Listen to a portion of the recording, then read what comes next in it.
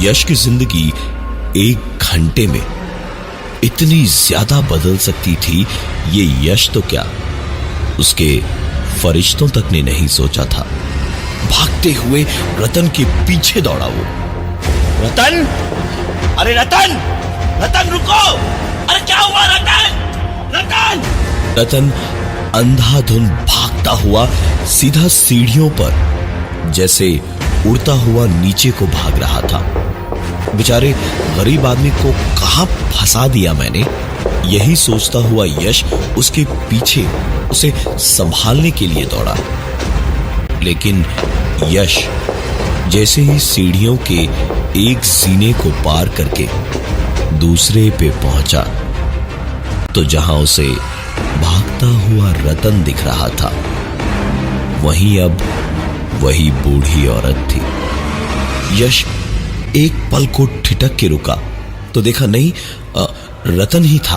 फिर उसके पीछे आवाज लगाकर दोबारा दौड़ा तो रतन नहीं, बुढ़िया ही थी। यश रुका नहीं, दौड़ता रहा और आखिरी सीढ़ी पर पहुंचकर वो बूढ़ी औरत रुक गई और पहले माले पर यश रुक गया। वो बूढ़ी औरत पलटी और यश को बड़े ही गुस्से में घूरती हुई मुंह खोलकर एक अजीब सी आवाज करने लगी और आखिरकार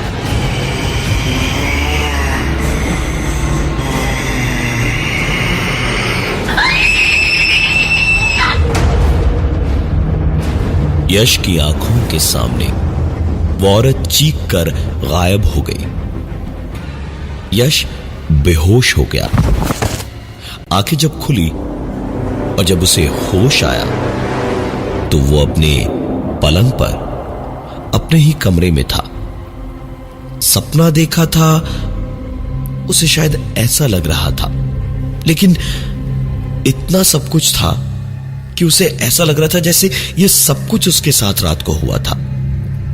खुद से ही ये पूछते हुए यश सीधा नीचे सिक्योरिटी गार्ड रतन के पास गया और उससे रात के बारे में पूछा। रतन ने जोर से हंसते हुए कहा, अरे साहब, हम कहां से रात को आएंगे, हम ड्यूटी पे थोड़े ही थे। बिल्डिंग में तो रात को किसी की भी ड्यूटी नहीं होती, तभी तो ताला लगाते हैं ना गेट पे। अगर ड्यूटी पे कोई होता तो ताला काहे लगाते। यश को अभी भी यकीन नहीं था कि क्या सच है और क्या झूठ। वो जानता था कि अब पता लगाने का एक ही तरीका है। यश ने रतन को नाश्ते का सामान लाने के बहाने बाहर भेजा और जाकर सिक्योरिटी रूम में सीसीटीवी की फुटेज देखी। यश के होश उड़ गए। एक बार फिर बेहोशी सी छाने लगी घबराहट के मारे, क्योंकि फुटेज में यश को साफ साफ दिखाई दिया कि यश ऑफिस से देर से आया, ऊपर गया, हवा में ही किसी से कुछ बात भी की, फिर सीढ़ियों पर अकेला ही दौड़ता हुआ दिखा और आखिर में बेहोश होकर गिरा। लेकिन घर कैसे पहुंचा ये वीडियो फुटेज में नहीं दिखा। यश ने सोचा कि अब ऐसी मुसीबत से वो लड़े भी तो कैसे। इंटरनेट पर ढूंढा घोस्ट बस्टर टीम, यानी ऐसी दिक्कतों को संभालने वाले लोगों का पता चला। उसने बात की तो रात को ऑफिस से लौटने के बाद 11 बजे का वक्त तय हुआ। वो टाइम पे ही आए और उन्होंने आकर अपने camera, infrared lights, sodium vapour bulbs, temperature motions वगैरह लगाए और फिर शुरू हुआ इंतजार। उन्होंने यश से साफ साफ ही कहा कि पूरी बिल्डिंग में अजीब वाइब्रेशंस है, लेकिन कोई जरूरी नहीं कि ऐसी ताकत सामने आए ही। हो सकता है कि इनके रहते वो जल्दी सामने ना आए, लेकिन तभी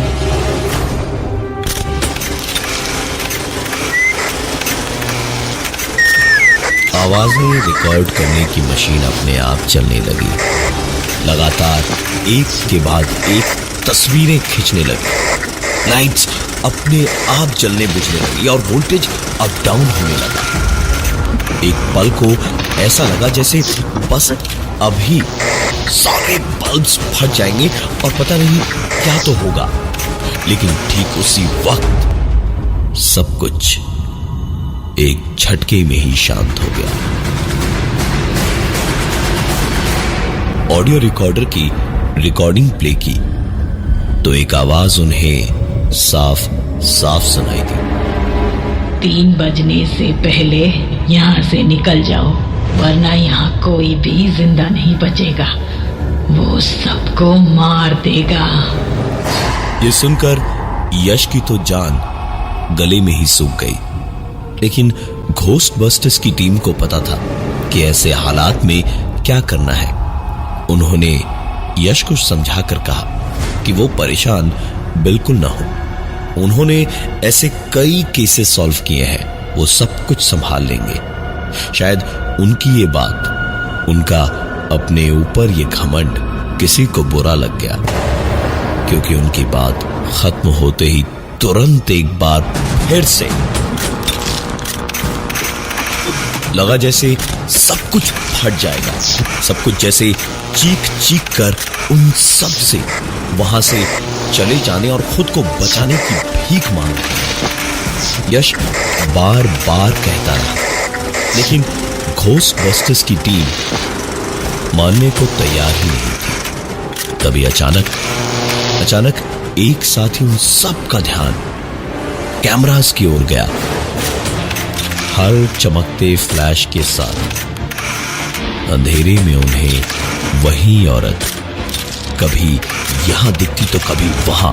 अब सभी को घबराहट हुई और निकलने को पलटे ही थे जब एक आवाज गूंजी उस औरत की। तुम लोगों ने कईयों की मदद की होगी, लेकिन यहाँ तुम्हारी एक नहीं चलने वाली। उस औरत ने बताया कि हर जगह जैसे किसी अधूरे काम या अधूरी चाहत वाली आत्माएं ही उन्होंने आज तक देखी थी, लेकिन इस पूरी बिल्डिंग में रहने वाले जितने भी लोग दिखाई दिए थे उनमें से कोई जिंदा नहीं था, और उन सबको मारने वाला कोई और नहीं, रतन था। उस औरत को, यानी उषा मल्होत्रा को, जो एक बूढ़ी विधवा थी, उनके गहनों को लूटने के लालच में रतन ने मारकर उसी फ्लैट में सड़ने को छोड़ दिया था। बेटा अमेरिका से उन्हें लेने आने वाला था, तो सब कुछ बेचकर पैसे जो अलमारी में थे वो और गहने वगैरह सब लेकर रतन भागा नहीं था वहां से। सब छुपा के ऐसे रह रहा था जैसे कुछ हुआ ही नहीं हो। उसके 2 दिन के बाद ही रतन पागलों की तरह दौड़ता हुआ बिल्डिंग से बाहर भागा, जैसे कोई उसके पीछे था।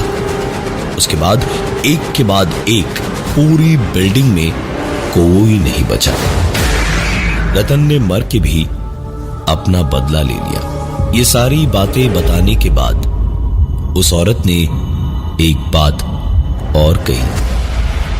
3 बजने के पहले यहाँ से निकल जाओ, वरना इतने लोगों की नफरत, इतनों के दर्द और गुस्से का शिकार हो जाओगे। कोई नहीं, कुछ नहीं बचा पाएगा तुम सबको। नजर घड़ी की ओर गई तो देखा 2:58 हुए थे। यश के साथ बाकी सब ने भी दौड़ लगाई वहां से। नीचे पहुंचकर मेन गेट के ताले को खोलने की कोशिश कर ही रहे थे जब खैनी पीसकर होठों में दबाते हुए रतन की आवाज उन्हें सुनाई दी। कहाँ चले सब लोग? 3 बज गए साहब, चलिए ऊपर छोड़ दूं।